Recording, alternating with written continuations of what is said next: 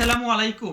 আজ আমরা ডটনেটের সেই পরিচ্ছন্নতা কর্মী গার্বেজ কালেক্টরের পোস্টমর্টেম করব। আমরা শুধু থিওরিই পড়ব না, সরাসরি কোড রান করে মেমোরির উপর প্রেসার ক্রিয়েট করে দেখব কিভাবে সিস্টেম নিজ থেকে কাজ থামিয়ে মেমোরি পরিষ্কার করে। কোডে যাওয়ার আগে মনে রাখুন, ডটনেট মেমোরিকে 3টি জেনারেশনে ভাগ করে: জেনারেশন 0, 1 এবং 2। এটি একটি ওয়ান ওয়ে স্ট্রিট। অবজেক্ট একবার প্রমোট হয়ে উপরে উঠলে আর সহজে নিচে নামে না। আর এই জেনারেশনগুলোর সাইজ কিন্তু ফিক্সড না, এটি ডাইনামিকভাবে আপনার র্যামের অবস্থা বুঝে ছোট বড় হয়। এখানে দেখুন, আমি একটি নতুন অবজেক্ট তৈরি করেছি, সার্ভাইভার ওবিজি বা সার্ভাইভার অবজেক্ট। শুরুতে এটা আছে জেনারেশন 0-তে।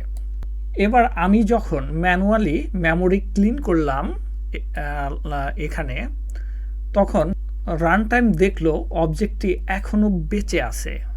তাই তাকে মেরে না ফেলে প্রমোশন দিয়ে পাঠিয়ে দিল জেনারেশন 1-এ। ঠিক একইভাবে পরের ক্লিন আপে এটি প্রমোশন পেয়ে চলে গেল জেনারেশন 2-তে বা রিটায়ারমেন্ট জোনে। এটি হলো অবজেক্টের জীবনযুদ্ধ। এবার আসবো আমরা আসল ম্যাজিকে। আমি লুপ চালিয়ে বারবার 10 মেগাবাইটের বড় অ্যারে তৈরি করছি। এতে সিস্টেমের উপর প্রচণ্ড মেমোরি প্রেশার তৈরি হচ্ছে।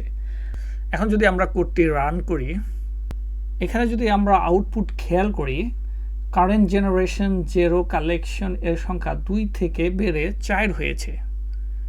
এখানে কারেন্ট জেনারেশনের কালেকশন সংখ্যা 2 থেকে বেড়ে 4 হয়েছে, রাইট? এখানে এর মানে হলেও আপনার অ্যাপ যাতে ক্র্যাশ না করে সেজন্য ডটনেট রান টাইম নিজে থেকেই 2 বার সব কাজ থামিয়ে বা মেমোরি পজ করে মেমোরি পরিষ্কার করেছে। লক্ষ্য করুন, কয়েকবার অ্যারে তৈরি করার সময় সংখ্যাটা 3-এ আটকে ছিল, কারণ ওই সময় মেমোরিতে প্রচুর জায়গা ছিল, তাই গার্বেজ কালেক্টরকে কাজ করতে হয়নি।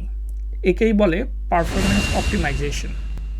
আরেকটা ব্যাপার লক্ষ্য করুন, এখানে আমাদের ফাইনাল মেমোরি দেখাচ্ছে মাত্র 20 মেগাবাইট, যদিও আমার লুপে 50 এমবি এর বেশি ডাটা অ্যালোকেট করেছিলাম।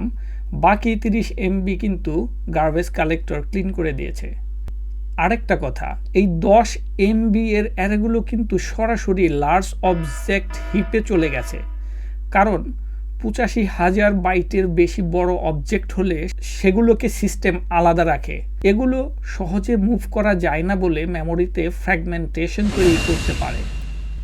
সো আমরা এখন কোড ডেমো থেকে আরও কিছু গুরুত্বপূর্ণ ডিসকাশনে চলে যাব। শেষ পর্যন্ত দেখুন। ইন্টারভিউতে আপনাকে যখন জিসি বা গার্বেজ কালেক্টর নিয়ে প্রশ্ন করবে, এই জেনারেশনাল লজিক আর মেমোরি প্রেসারের প্র্যাকটিক্যাল উদাহরণ দিলে আপনার এক্সপার্টিজ নিয়ে আর কোনো সন্দেহ থাকবে। ভিডিওটা ভালো লাগলে সাবস্ক্রাইব করে সঙ্গে থাকুন।